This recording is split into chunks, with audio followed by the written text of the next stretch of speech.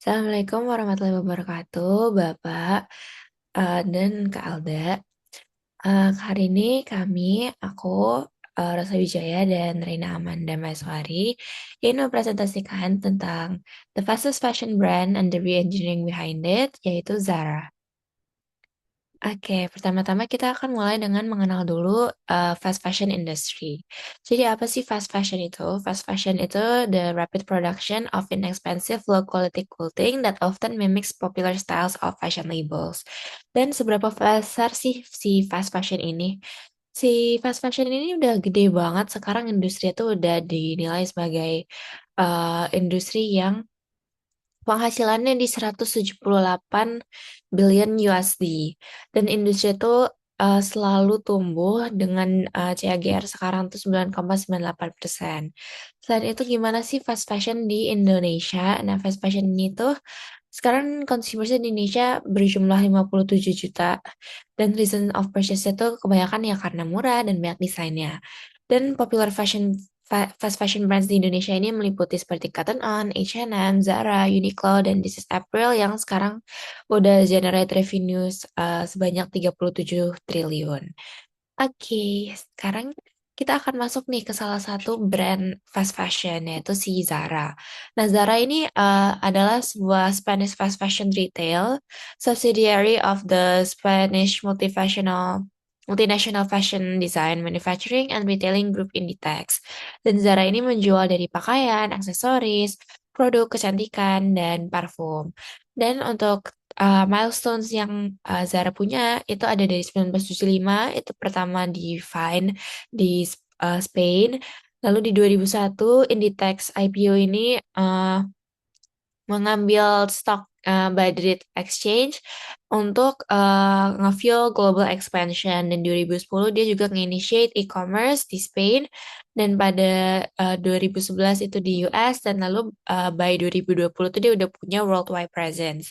Dan sekarang di 2023 ke atas itu dia udah memiliki 2040 stores di 96 negara dan juga udah punya online infrastructure yang bentuknya Zara website. Dan Zara's mission sendiri itu adalah the world is getting smaller. We want the world to dress in style, class, and experience unique designs weekly. Oke, sekarang kita akan masuk ke bagian BPR dari Zara. Jadi before BPR ini, proses di Zara itu meliputi manual and decentralized decision making, di mana decision making ini semua dilakukan oleh store managers-nya. Jadi mereka akan manually request inventory shipments, dan warehouse teamnya juga harus nge-adjust request itu manually.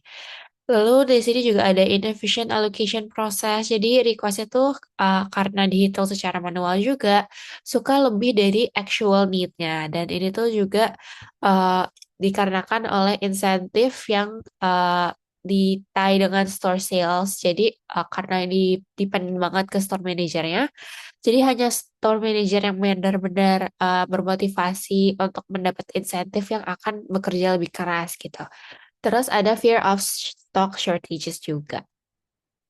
Selain itu ada juga high operational complexity. Decision ini akan involve beribu-ribu produknya mereka dengan multiple sizes per item dan juga ada 1.500 stores globally. Jadi ini benar-benar proses yang kompleks gitu. Terus selain itu juga ada time pressure dan slow decision quality. Jadi ship decision-nya itu harus dibikin dalam beberapa jam aja, tetapi huge gitu data volumenya. Dan juga ada human processing limitations, dan kita nggak secepat itu kan sebagai manusia. Lalu selain itu juga ada lack of data-driven forecasting. Jadi kita nggak punya forecasting model, kita cuma ngitung seadanya aja sekarang kayak gimana bentuknya gitu. Terus ini tuh benar-benar nge-rely on past experience-nya dan juga intuisi dari store manajernya. Selain itu ada juga scalability problem dan ini menjadi key trigger kenapa si BPR ini diperlukan oleh Zara. Jadi Zara ini sistemnya ya udah untuk yang pada saat itu masih kecil, dia masih oke-oke aja sebenarnya sistemnya. Tetapi karena dia ingin rapid expansion dan apalagi globally, nah maka sistem ini tuh udah nggak keep up lah dan udah inefficient gitu. Jadi tidak scalable dan oleh karena itu diperlukan sebuah bisnis proses re-engineering. Nah, dan beginilah proses redesainnya di Zara. Jadi dari yang awalnya berbasis manual menjadi berbasis data. Dan keputusan itu ditentukan oleh dua model itu, model forecasting dan juga model optimasi. Dan model-model itu akan diintegrasi dalam satu sistem terintegrasi yang akan menggabungkan dari data stok, data penjualan, dan data stok gudang juga. Dan ini tuh diproses secara terpusat dan itu tuh model forecastingnya tuh ada dua tahap. Jadi yang pertama itu dia akan memprediksi permintaan setiap produk, setiap ukuran, dan setiap toko, dan inputnya itu seperti dari data penjualan sebelumnya dan juga input store manager. Dan juga selain itu juga ada yang tahap kedua yaitu dia akan menentukan jumlah pengiriman yang optimal untuk setiap tokonya. Dan tujuannya itu benar-benar untuk memaksimalkan total penjualan secara global. Kemudian ada juga eksekusi secara otomatis dan scalable. Jadi sistem itu menjalankan sekitar 15.000 modal optimasi per minggu dan mengelola jutaan keputusan distribusi gitu secara automatically. Dan ada juga perubahan peran SDM yang awalnya semua dari pekerjaan manual end to end dari analisis sampai pengawasan. Sekarang tuh uh, uh, mereka tuh cuma di bagian analisis dan pengawasan aja. Dan untuk tim gudangnya tuh sekarang bisa ngambil simulasi juga skenario itu seperti apa dan dapat menyesuaikan parameternya. Nah, jadi ini before after BPR ya secara flow process chart lah. Dan kalau secara BPM ini tuh seperti ini. Jadi Zara Before itu store manajernya akan mengelola secara manual si inventory data, pre-sales data, assortment decision-nya. Terus dia akan nge-request shipment. Terus warehouse allocation teamnya itu juga akan ngelola data-datanya secara manual gitu. Terus production teamnya tuh kayak bakal ngecek material manual. Terus kayak bakal nge-produce based on request-nya aja. Terus nanti baru mereka ngebikin shipment-nya. Nah, kalau Zara After itu tuh mereka akan ngeluarin requestnya tuh by the forecasting model gitu. Jadi semua data yang akan diproses, terus akan dibuat demand forecastnya. Dan optimisasi modelnya tuh juga akan berperan di sini setelah production teamnya itu sudah membuat produce based on forecastnya dan akan dibuat shipment gitu yang udah teroptimisasi. Dan ini adalah before after table-nya. Jadi seperti decision making itu dari manual dan intuisi dan based on intuisi gitu menjadi data driven dan juga centralized. Terus demand planningnya dari yang based on store manager menjadi based on forecasting model, production trigger yaitu yang start after store request menjadi kayak lebih proaktif dari forecastnya dan juga ada koordinasinya yang awalnya lebih separate menjadi lebih terintegrasi dalam satu sistem. Visibility yang awalnya limited sekarang benar-benar real time gitu terlihat mereka mau bikin apa aja. Production quantity-nya dari yang often inaccurate menjadi teroptimisasi jadi sesuai gitu pas tidak lebih tidak kurang. Terus ada warehouse allocation di mana yang awalnya manual menjadi teroptimize dan kayak lebih otomatis juga. Shipment prosesnya juga dari yang kayak halus uh, uh, inisiatif lah shipmentnya sekarang tuh bisa based on forecast gitu. Terus ada response to trendnya yang awalnya slow sekarang jadi lebih cepat gitu, bisa cepet-cepet ganti style-style model baju gitu. Dan untuk scalability yang dari awalnya difficult to manage sekarang jadi scalable for thousands of SKUs and stores. Dan masih banyak lagi seperti yang kayak high risk of stock out and overstock tuh sekarang udah nggak ada. Jadi reduce inventory imbalance. Jadi tuh sekarang Zara tuh juga yang kayak perubahannya tuh lebih kecil. Tapi jadi itu mereka ganti style lebih cepat gitu. Dan itu bikin proses speednya tuh juga kayak dari yang sebelumnya slow decision jadi faster. Terus kayak supply chain modelan dari dulu itu kayak decentralized dan lebih reaktif. Sekarang tuh lebih proaktif dan coordinated gitu. Oke, next ya. Oke, kita lanjut ke impact-nya. Di sini ada condition after business process change-nya, di mana sekarang tuh decision making-nya from manual intuition based to data driven and centralized. Di mana keputusan yang dibuat jadi menggunakan analisis data terpusat dan mengurangi bias dari intuisi manusia dan penilaian subjektif, sehingga keputusan lebih konsisten di seluruh toko dan meningkatkan akurasi alokasi inventory. Yang kedua adalah integrated system provides end-to-end visibility across stores, warehouse, and HQ, di mana sistem terintegrasi ini menghubungkan toko, gudang, dan juga kantor pusat, sehingga dapat mudah berbagi data secara real-time di seluruh jaringan, sehingga aliran informasi lebih cepat di seluruh supply chain dan koordinasi antar unit operasional lebih baik. Dan yang ketiga, distribution decision are driven by forecasting model and optimization models, di mana Model ini memprediksi permintaan hingga level SKU and tokonya, dan optimasinya memastikan keputusan alokasi yang lebih optimal, sehingga mengurangi ketidakseimbangan stok seperti overstock dan juga stock out, dan menyediakan produk meningkat di toko dengan permintaan tinggi. Next. Sebelum proses time improvement versus after proses time improvement, sebelumnya pengambilan keputusan manual memiliki pressure waktu yang tinggi dengan kemampuan terbatas dalam memproses data besar dan kompleks, sehingga sering terjadi keterlambatan dan keputusan yang kurang optimal. Setelah dilakukan bisnis proses ini, maka pengambilan keputusan otomatis didukung oleh sistem mampu memproses ribuan keputusan lokasi dengan cepat. Waktu pengambilan keputusan berkurang secara signifikan. Dalam case ini, siklus keputusannya bisa berubah dari jam ke menit dan dari bulan ke hari. Dalam case ini yaitu 4-6 bulan menjadi 4-6 hari. Kemudian mengurangi peluang penjualan yang hilang. Kemudian siklus replenishment-nya lebih cepat dan respon terhadap tren pasar juga meningkat. Next. Kita masuk ke impact dalam supply chain-nya, di mana dalam transformasi supply chain ini dari sistem yang terdesentralisasi hingga sistem yang terpusat dan terkoordinasi setelah BPR berlangsung. Integrasinya dari mana? Yaitu dari data tingkat toko, inventaris gudang, dan data penjualan historis. Dan improvementnya terjadi pada peramalan permintaan yang lebih akurat, sehingga kita mudah untuk memprediksi kebutuhan pasar dengan lebih cepat. Kemudian distribusi inventaris dioptimalkan, sehingga pengaturan stok barang lebih efisien, dan sistem rantai pasok menjadi lebih agile dan fleksibel.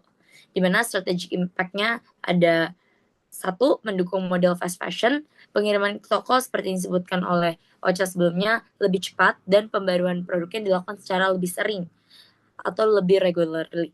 Dan yang kedua, mengurangi resiko. Resiko seperti apa? Resikonya ada dead stock dan juga obral berlebihan. Next.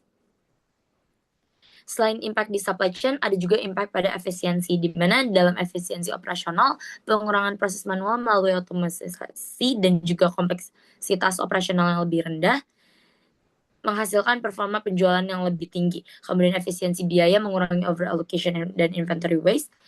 Dengan pemanfaatan sumber daya yang lebih efisien, perputaran inventarisnya jadi lebih baik dan meningkatkan profitabilitas. Dan yang terakhir, efisiensi keputusan menjadi proses yang lebih data driven sehingga performanya lebih real time.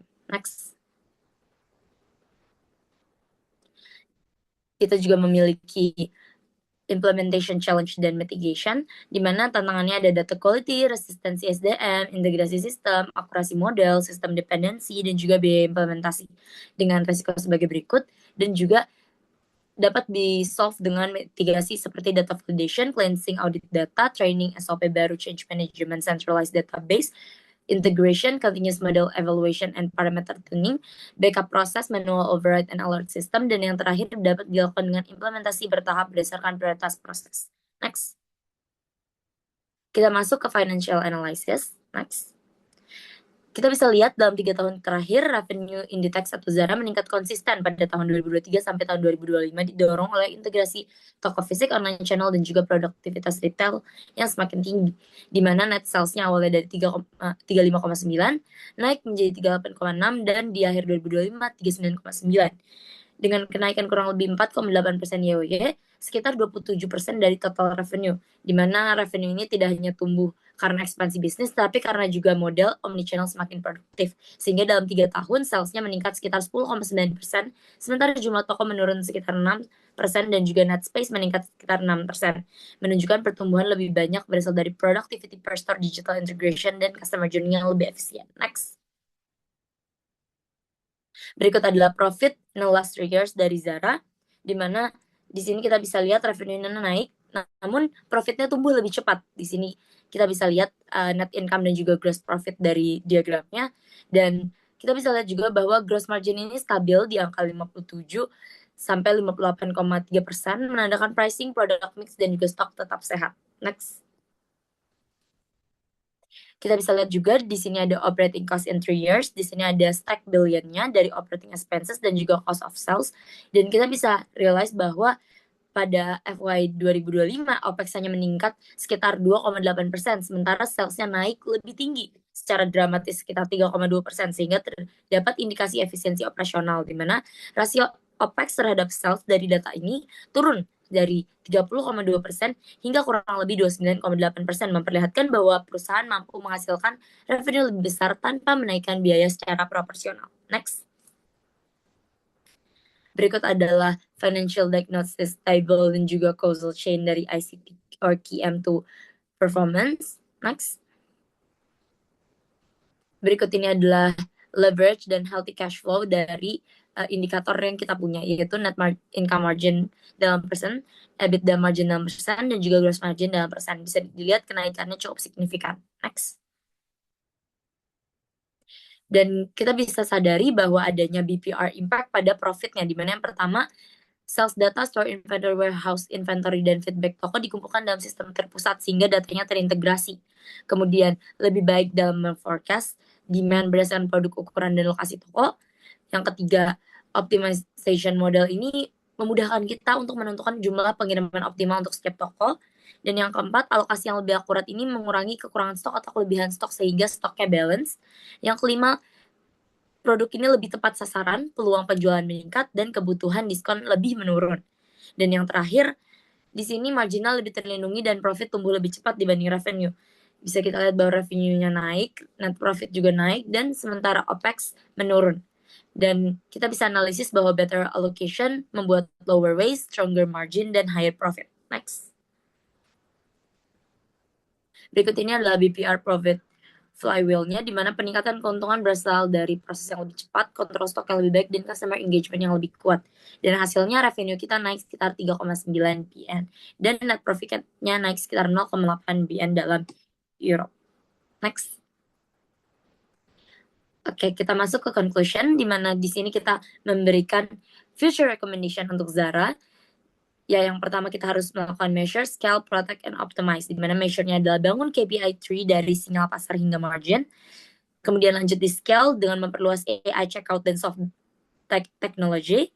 Kemudian di protect kita terapkan privacy by design pada data omnichannel. Dan yang terakhir kita bisa optimize melalui meningkatkan produktivitas toko dan juga fulfillment. Next. Dan kita sadari bahwa dengan ini Zara berhasil mengubah supply chain fashion menjadi sistem retail yang agile, terintegrasi, dan juga profitable melalui forecasting optimization model, omnichannel integration, serta knowledge flow dari toko ke pusat desain. Dan Zara membuktikan bahwa proses bisnis ini tidak hanya berdampak pada efisiensi internal, tapi juga menciptakan dramatis perubahan pada revenue dan juga benefit, di mana benefitnya berupa net profit yang naik secara dramatis juga. Demikian presentasi dari kami. Dapat di next. Berikut adalah referensi kami. Kurang lebihnya mohon maaf. Assalamualaikum warahmatullahi wabarakatuh.